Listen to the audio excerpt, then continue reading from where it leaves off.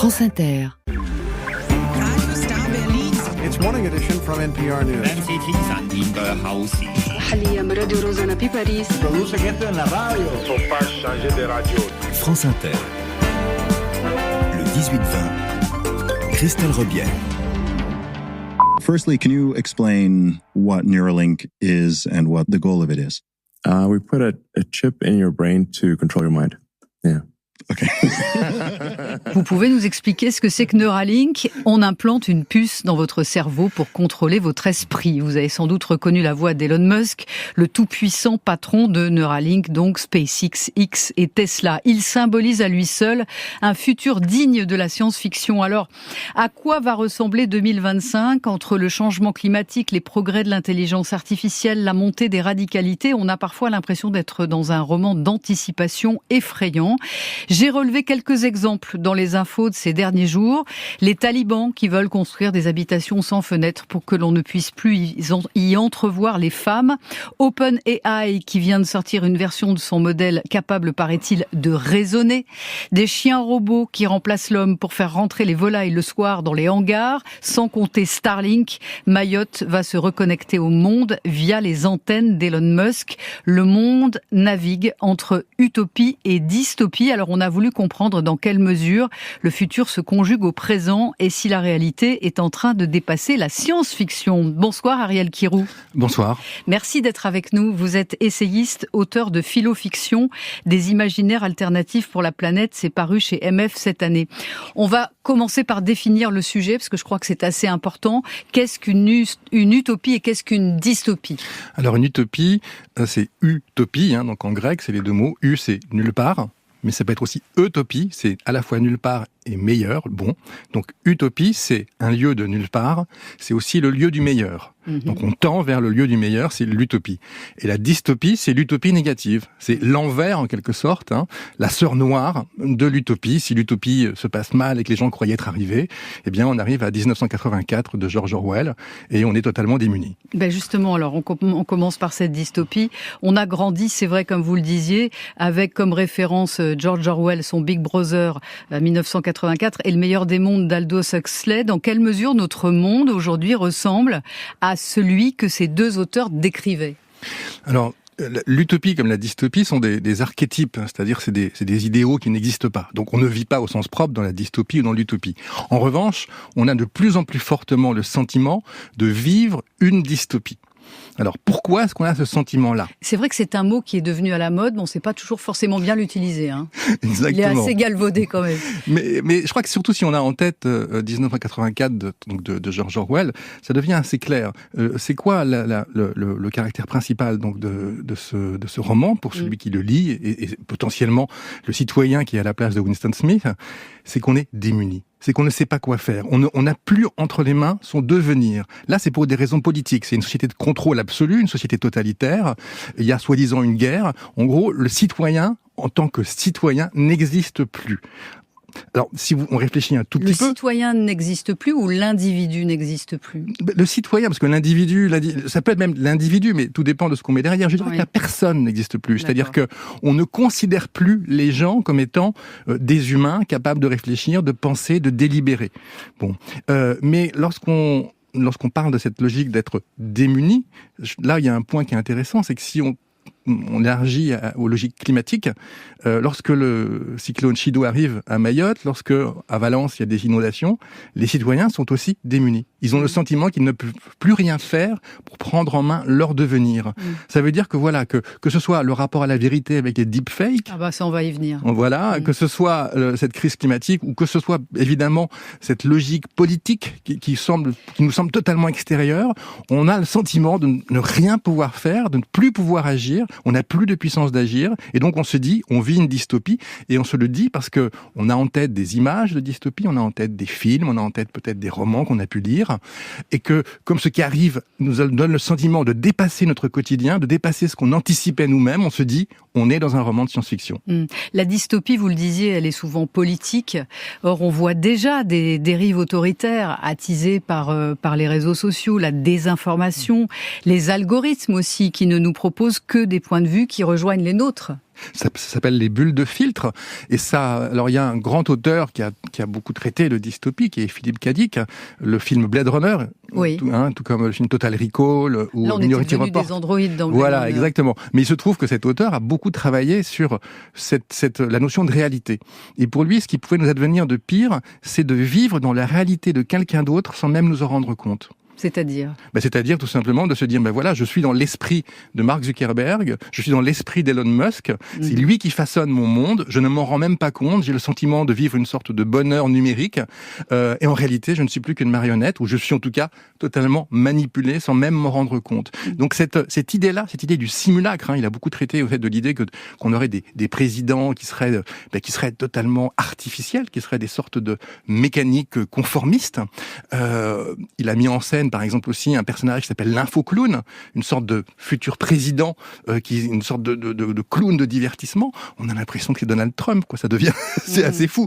On a l'impression des deepfakes, de cette absence de rapport à la vérité qu'on retrouve dans les mots et les propos de Donald Trump et d'Elon Musk. Absolument. Est-ce qu'on n'a pas changé de monde au moment où Donald Trump a parlé de faits alternatifs? C'était juste après son investiture en 2017. On ne dit plus mensonge. Est-ce que ça, c'est une perte de valeur fondamentale, finalement? En tout cas, c'est un signe fort. C'est le signe fort que ce qui fait monde commun, ce qui fait réalité partagée, ce qui est au fond la vérité commune, qui fait société entre nous, ne tient plus. Voilà. Ne tient plus puisque un homme est capable de dire la vérité, c'est ce que je dis. C'est pas ce qui est démontré, c'est pas ce qu'on va trouver après une enquête. Il est cru parce que cette vérité-là, grâce aux réseaux sociaux, elle se reproduit, si j'ose dire. Elle est performative. Oui, et donc ça. on se retrouve, moi qui suis un passionné de cet auteur, qui est donc Philippe K. Dick, j'ai bien souvent le sentiment qu'on est réellement dans ce que racontaient ces fables, quoi. On vit dans un monde qui est celui au fond parfois de Donald Trump. Et puis on pourrait alors évidemment que c'est des métaphores parce que concrètement on n'y est pas. Mais je sais pas si dans les faits alternatifs, on y est quand même déjà. Oui, on y est au sens où le rapport à la vérité n'est plus le même. Et il est cru, Donald Trump. Il est cru en grande partie. Alors on peut s'interroger, on peut se dire, mais est-ce qu'au fond finalement, c'est pas parce que tout simplement la vérité en tant que telle n'existe pas, que c'est une tension et qu'on a cru y être arrivé ou pas? Est-ce que il faudrait pas essayer de se poser la question de ce qui est juste ou de ce qui n'est pas juste? Là, c'est le philosophe en vous qui parle. Oui, tout à fait. mais en tout cas, il y a quelque chose qui est tout à fait clair, c'est que ces faits alternatifs, qui ne sont plus des faits, qui sont de fait des illusions, qui sont des illusions, des mensonges. Effectivement, ils nous polluent et ils sont une part extraordinaire de ce sentiment de dystopie. C'est-à-dire, c'est le cœur même de 1984, c'est le ministère de la vérité, qui, au fond, est le ministère du mensonge pur et simple. C'est effectivement la Pravda. Donc, on retrouve ce monde-là, au travers de Trump, avec une nouvelle facette qui est aussi spectaculaire. C'est ça aussi qui est assez fou. Moi, je sais pas si vous connaissez cette série qui s'appelle The Boys, il y a une sorte de Superman qui s'appelle le Protecteur, qui est absolument affreux. Les super-héros sont en quelque sorte tenus par une multinationale du marketing qui s'appelle la Vôtre Internationale. Et il y a les 7 qui sont le summum de ces super-héros qui sont en quelque sorte des super nazes, des super menteurs, des personnages absolument affreux.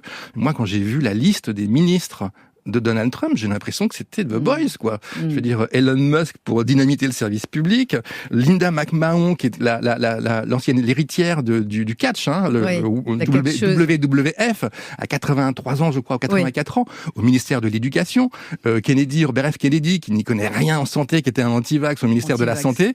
Je veux dire, c'est, comment ne pas se dire, mais c'est de la fiction pure, quoi. Sauf que c'est le réel. Et alors, on parlait de ça, et la communication, c'est aussi un enjeu majeur, évidemment, qui bouleverse tout. J'aimerais qu'on parle d'Elon Musk. Il ne cache pas ses sympathies pour l'extrême droite. Il soutient en ce moment l'AfD en Allemagne, ardemment. Il possède Twitter et le réseau Starlink.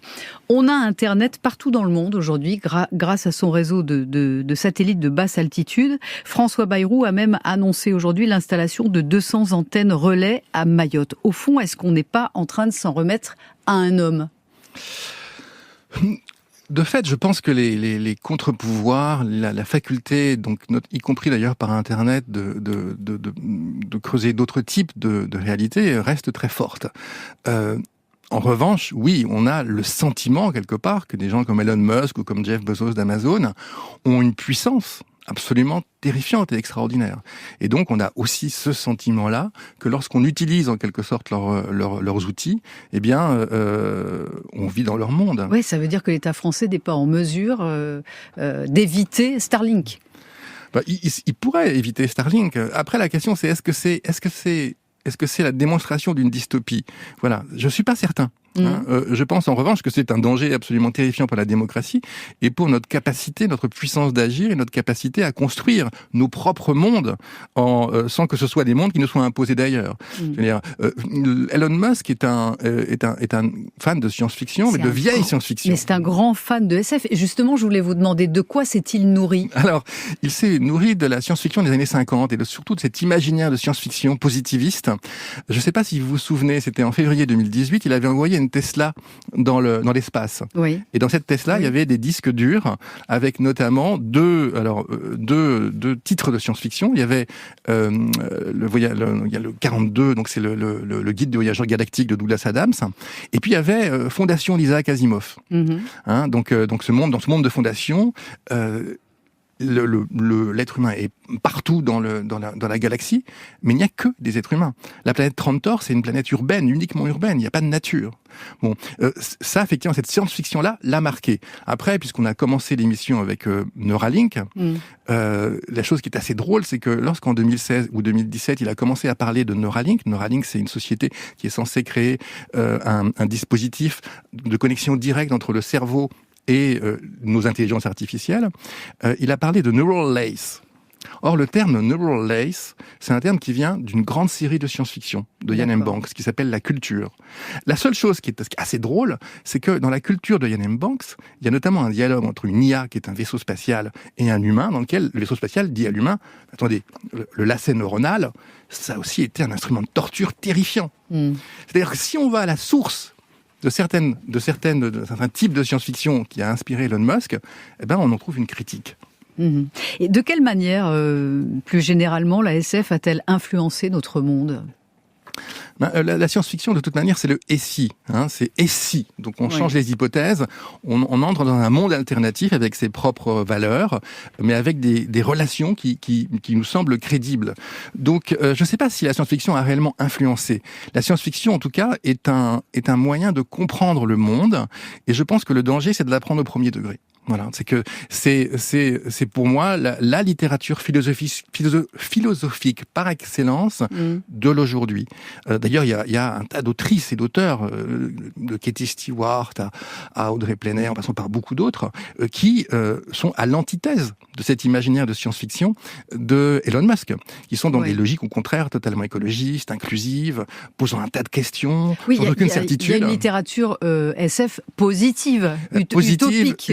En tout cas qui ouvre des voies et qui est constituée de telle façon à nous redonner la main. C'est-à-dire que, bizarrement, on a le sentiment que ces êtres dystopiques venus de quelques futurs comme Elon Musk nous empêchent d'avoir la main, nous empêchent en quelque sorte de prendre la main sur notre devenir, alors qu'un tas d'autres auteurs de science-fiction, et notamment beaucoup de femmes aujourd'hui, nous ouvrent des devenirs, ce qui est quand même une bonne nouvelle et qui montre qu'il y a encore quelque espoir. Donc il y a de l'espoir et on va finir là-dessus quand même, parce que ça fait du bien, on va pas terminer 2024 sur la dystopie. Il y a de l'espoir et il y a des tas de choses qui se font dans le social, dans l'écologie sociale et solidaire, en écologie. Il y a des tas d'auteurs et d'autrices qui, par leur imaginaire, relient ce réel à cet autre futur qui, lui, est beaucoup moins dystopique. Merci infiniment Ariel Kirou, c'était passionnant. Je rappelle que vous êtes l'auteur de Philofiction, des imaginaires alternatifs pour la planète. C'est paru chez MF. Bonne soirée et bonne année à vous. Merci et bonne année. La suite, c'est le reportage d'un jour dans le monde, direction l'Australie toute cette semaine, et vous allez croiser un animal à deux bosses que vous n'imaginiez pas vivre là-bas. Et pour aller jusqu'à 19h, Kevin Dufresne, qu'avez-vous déniché sous les radars ? En Corée du Nord, le régime inaugure des hôtels en bord de mer et espère ramener des touristes.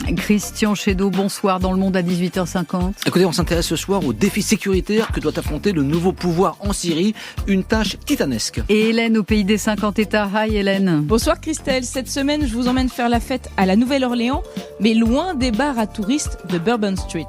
A tout de suite, restez avec nous pour l'instant, un moment de grâce et de douceur. Silencio, la rencontre de November Ultra et de Patrick Watson. Ils s'étaient vus pour la première fois ici à France Inter dans l'émission Côté Club de Laurent Goumard en avril 2022 et cette année, ça a donné ça.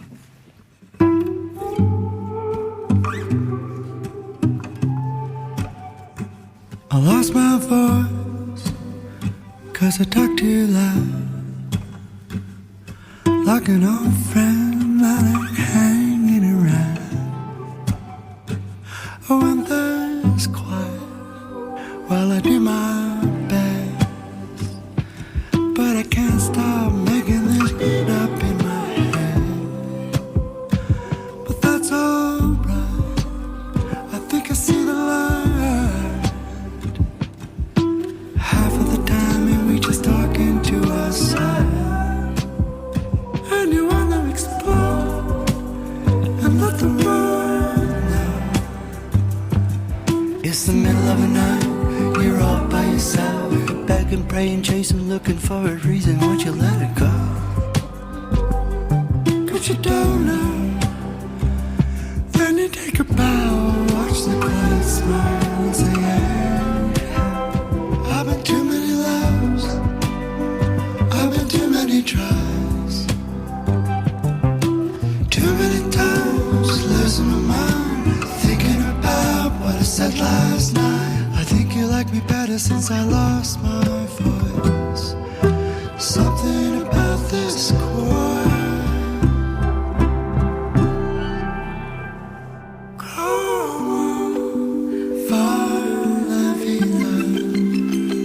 No sé si bien o mal, la vida sigue igual, no hay sentido en las palabras de la gente.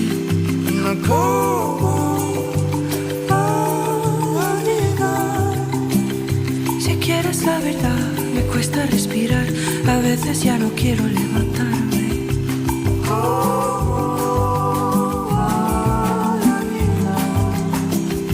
Oír sin escuchar, no sé qué preguntar, hubiera deseado que me escuches. It was late last night, you know, I was laying in my bed.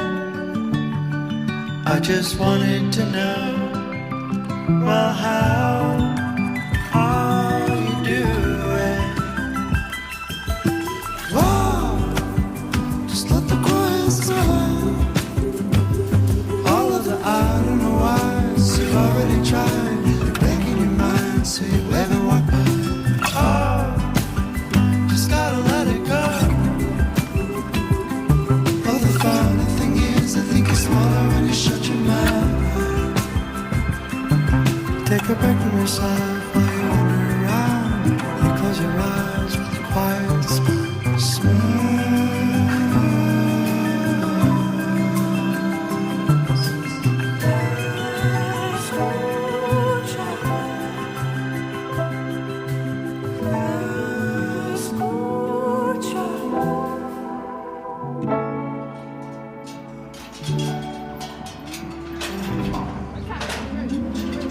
Retour en Australie ce soir, rediffusion de ce deuxième épisode dans ce pays continent qui a la plus vaste population de dromadaires de la planète. En fait, ils ont été importés il y a 150 ans par les colons britanniques pour explorer l'intérieur désertique du pays.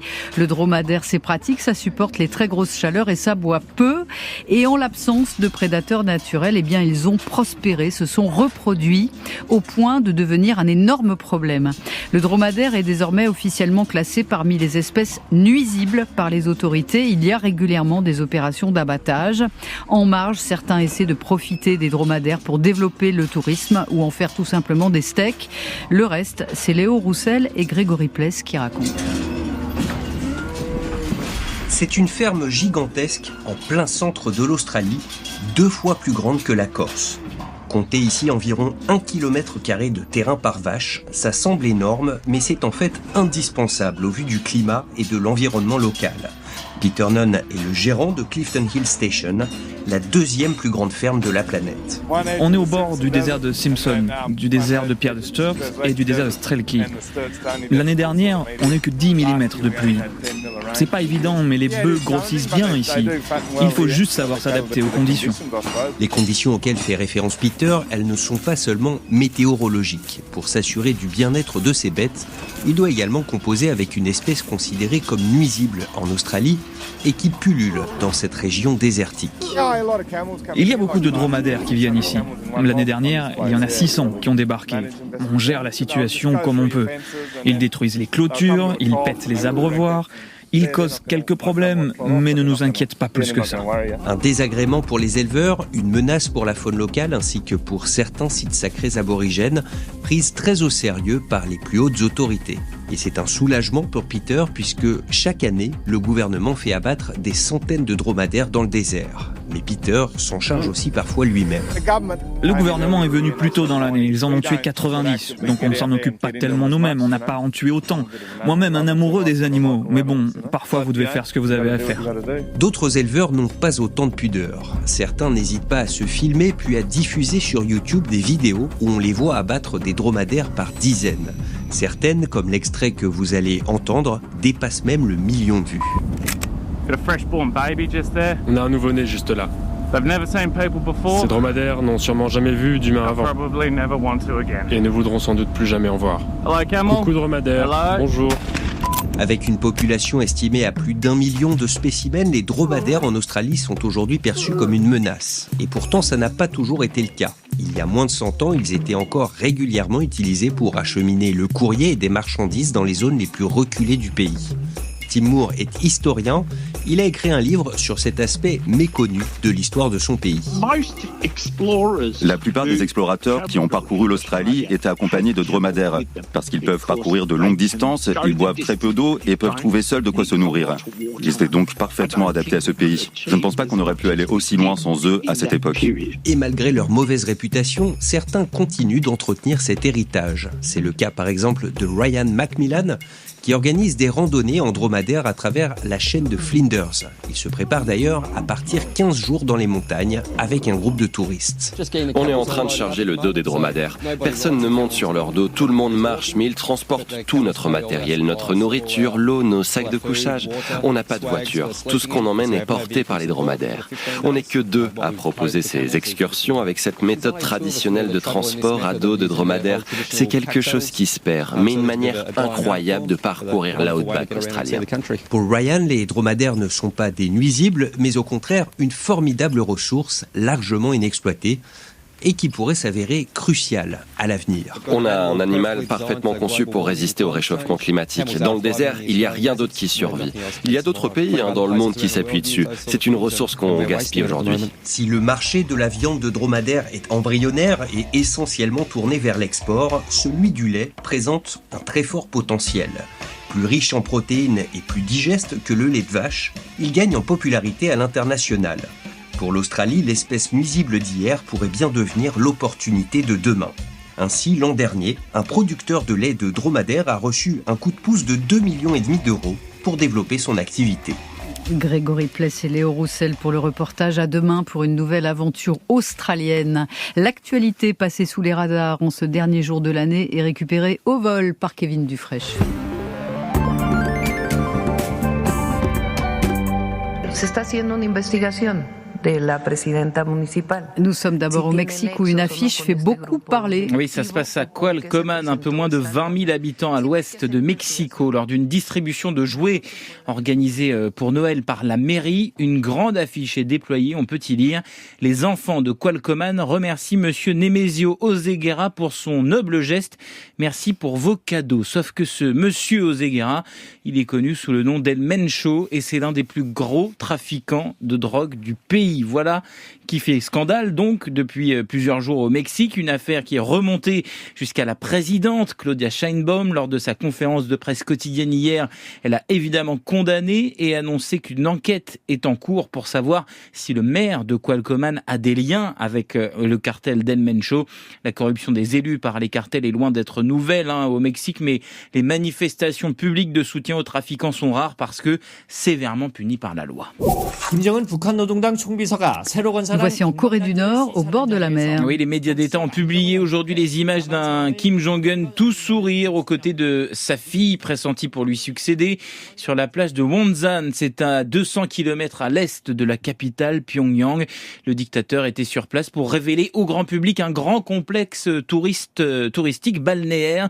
On l'a vu se promener au milieu d'hôtels flambant neufs et pour l'instant complètement vides. Je cite KCNA, l'agence de presse nord-coréenne, se régalant les yeux d'un sourire éclatant. La plume de la propagande de l'un des pires régimes de la planète est toujours inspirée. Au-delà de ça, Kim veut, avec ce projet, montrer un signe d'ouverture, parlant d'une première grosse étape pour développer le tourisme en Corée du Nord, un pays quasi intégralement fermé, encore plus depuis le Covid. Même avant 2020, il y avait environ 5000 touristes à peine, des touristes occidentaux par an. It's okay, that's just the sprinklers going. Enfin, nous sommes aux États-Unis où leur année se termine par un divorce. Oui, Angelina Jolie et Brad Pitt ont signé hier une convention de divorce. C'est le magazine américain People qui révèle l'information, confirmée par l'avocat de l'actrice de 49 ans. Et ce n'est pas une petite chose, d'abord parce que Brangelina, comme on les appelait, eh bien, c'était le couple star d'Hollywood au milieu des années 2000, sans doute l'un des plus connus de la planète. Et ensuite parce que cette séparation officielle arrive 8 ans après qu'Angelina Jolie a demandé le divorce. 8 ans de bataille judiciaire, suivis et commentés par les tabloïds, des conflits à propos de la garde de leurs 6 enfants d'abord, puis au sujet de leur patrimoine, notamment la vente d'un vignoble dans le sud de la France. Brad Pitt, aujourd'hui âgé de 61 ans, a aussi été accusé par son ex-compagne de l'avoir violenté, ainsi que 2 de leurs enfants lors d'un voyage en jet privé. C'était en 2016, l'année où elle a demandé le divorce. Les détails de l'accord entre les deux stars du cinéma ne sont pas connus, du moins pas pour le moment. On imagine qu'il y a plusieurs zéros à la clé. Et c'est pour ça que ça a pris du temps, oui. Voilà. Merci Kevin, on vous laisse partir et on reste aux États-Unis. Un petit tour par New York City avec Groovin'. C'est l'histoire d'un dimanche tranquille avec la personne qu'on aime. C'est pas du tout pour les bronzer. Voilà. Une des 500 chansons qui ont façonné le rock'n'roll, ce nom, le Rock'n'Roll Hall of Fame, The Young Rascals sur Inter. On a Sunday afternoon, really couldn't get away too soon. I can't imagine anything that's better. The world is ours whenever we're together. There ain't a place I like to be instead of moving down a crowded avenue to it. Anything we like to do. There's always lots of things that we can see. We can be anyone we like to be. All those happy people we could meet just moving on a Sunday afternoon. Really couldn't get away too soon. No, no, no, no.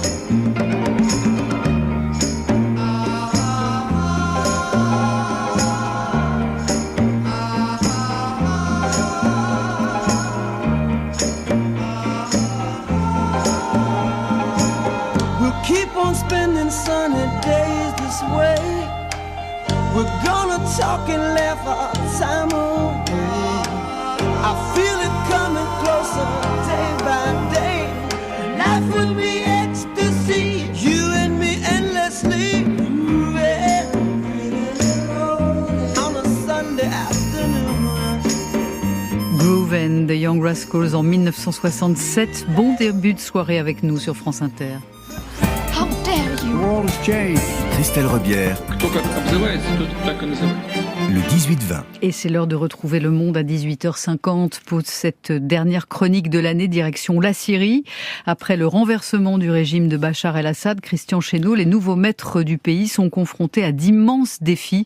Celui de la sécurité est assez vertigineux. Oui, Christelle, parce que passé l'euphorie de la chute de la Syrie des Assad, tout est à reconstruire, à commencer par l'armée et les services de sécurité. L'homme fort du pays, Ahmed el-Shara, de son nom de guerre, Abou Mohamed el-Jolani, a commencé à placer ses proches au poste clé. Son ancien chef de la branche militaire Dayat Tari Hacham, le général Abou Kasra, vient d'être nommé ministre de la Défense, tandis qu'un de ses adjoints, Anas Ratas, prend les rênes des services de renseignement. Pour eux, le premier objectif est de purger l'institution militaire et les services des reliquats des pro-Assad, avec deux difficultés. L'armée syrienne a été largement détruite par Israël, qui a mené plusieurs centaines de bombardements contre ces bases. Et puis, les loyalistes sont entrés en clandestinité, notamment dans la montagne alaouite. Des incidents meurtriers ont déjà eu lieu quand le nouveau pouvoir a voulu les interpeller. Bref, une Syrie sans armée, avec un appareil sécuritaire désorganisé, est forcément vulnérable. Oui, d'autant plus que la guerre continue contre les Kurdes dans l'est du pays. Oui, il faut rappeler que le nouveau pouvoir syrien ne contrôle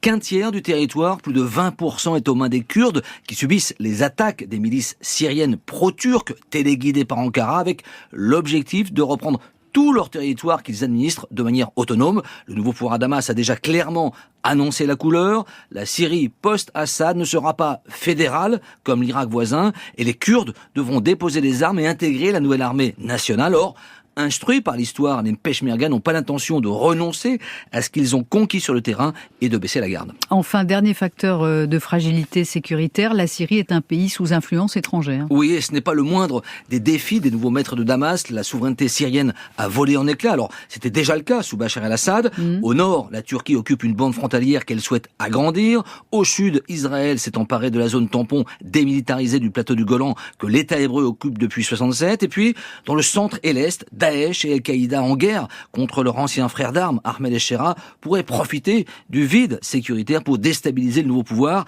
à Damas par une campagne d'attentats, d'où l'inquiétude des Occidentaux et en particulier des États-Unis et de la France qui ont encore des forces spéciales dans l'est de la Syrie et qui continuent à bombarder les djihadistes. Paris vient d'annoncer une frappe de rafales et de drones contre 2 positions de Daesh. Et puis, il ne faut pas oublier l'Iran, l'un des grands perdants de la chute de Bachar, dont on connaît le pouvoir de nuisance. Le guide suprême Ali Khamenei a prédit l'émergence en Syrie d'un groupe fort et honorable de résistance, selon son expression. Compte tenu de sa longue empreinte dans le pays, Téhéran a la capacité de déstabiliser le nouveau pouvoir. Si cela sert ses intérêts, autant dire que la Syrie est aujourd'hui un pays ouvert aux 4 vents avec tous les risques sécuritaires d'une telle situation. Et tous les scénarios sont encore possibles. Merci Christian Chesneau. C'est un pays cette fois qui sera scruté comme jamais en 2025. Les États-Unis, voici Hélène et les 50 États. France Inter. We are Americans. Ce soir, Hélène, vous nous emmenez faire la fête à la Nouvelle-Orléans. Oui, avec Élise, une prof de français qui a débarqué ici en 2016, peu de temps avant la première élection de Donald Trump. La Nouvelle-Orléans fait partie des endroits où les Américains adorent venir fêter le 31 décembre. Après New York, bien entendu, qui reste la ville où passer le réveillon. Nola, de son petit nom, berceau du jazz, ville de naissance de Louis Armstrong, ravagée par l'ouragan Katrina en 2005, et dont le French Quarter est un peu l'épicentre. Pour beaucoup de touristes américains, la ville se résume à ce quartier, et plus particulièrement à une rue, Bourbon Street. C'est là qu'ils vont célébrer le passage en 2025 ce soir. Je voulais vous faire vivre l'ambiance festive ici, mais j'ai vite déchanté. Et c'est pas faute d'avoir été prévenue par une copine. Si tu veux voir Bourbon Street, m'avait-elle dit, surtout n'y va pas le soir, c'est Disneyland. J'ai rapidement compris pourquoi. Les immeubles au balcon en fer forgé ont un charme dingue, mais sont totalement gâchés par une ambiance proche de celle de Las Vegas, entre les percussionnistes qui tapent sur des seaux en plastique, les bars qui diffusent leur musique à fond, les groupes live et les enterrements de vie de jeunes filles. La cacophonie générale ne rend pas du tout hommage à la tradition musicale de la ville. Allons-y, just a closer walk. Heureusement, j'ai fait la connaissance d'Élise. Là, c'est comme ça que les musiciens apprennent à jouer la musique. Enseignante en maternelle la semaine et guide touristique le week-end, Élise est arrivée à la Nouvelle-Orléans il y a 9 ans, mais sincèrement, on a l'impression qu'elle est née ici. Elle-même dit en être complètement tombée amoureuse dès la descente de l'avion. Et j'ai pourtant ma famille en France. J'ai 2 garçons magnifiques, j'ai mes parents, mais quand je m'éloigne de la Nouvelle-Orléans, je suis en manque. Donc si je vais en France, par exemple, j'ai la série Trémé sur mon ordinateur et je la regarde parce que j'ai l'impression d'être à la maison de nouveau. J'ai besoin de ma dose de Nouvelle-Orléans. Trémé, c'est le nom d'une série, mais surtout celui du quartier doublement emblématique de la Nouvelle-Orléans, quartier afro-américain le plus ancien des États-Unis et lieu où est né le jazz. Un endroit qu'Élise adore, elle connaît son histoire, ses habitants, ses traditions. La quinquagénaire est intarissable sur les mardis gras indiens et les secondes lignes, ces cortèges festifs qui suivent en fanfare la famille du défunt lors d'un enterrement. Comment ça se passe, les funérailles ici? Même s'il y a des musiciens ou des gens qui décèdent, qui ne sont pas physiquement à la Nouvelle-Orléans, on va quand même faire une célébration. Il faut les emmener à la maison dignement.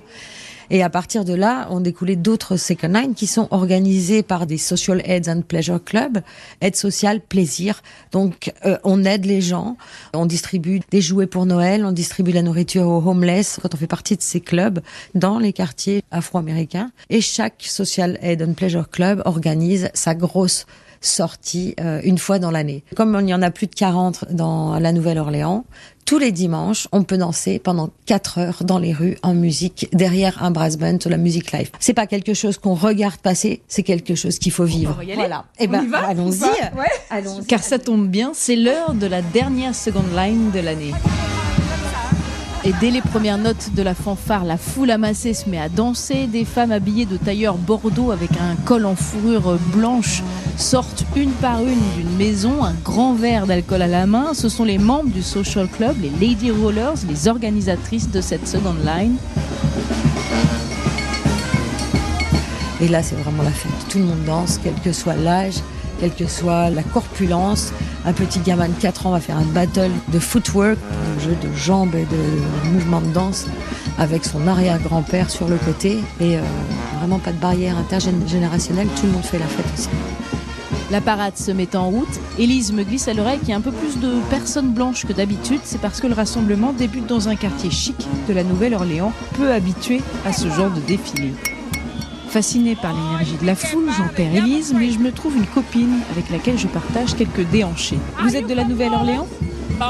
Je suis née et j'ai grandi ici. Pourquoi je suis là aujourd'hui ? Pour m'amuser, me faire plaisir. C'est ce que nous faisons à la Nouvelle-Orléans tous les dimanches. Tu viens et tu t'amuses. Bonne année les gens !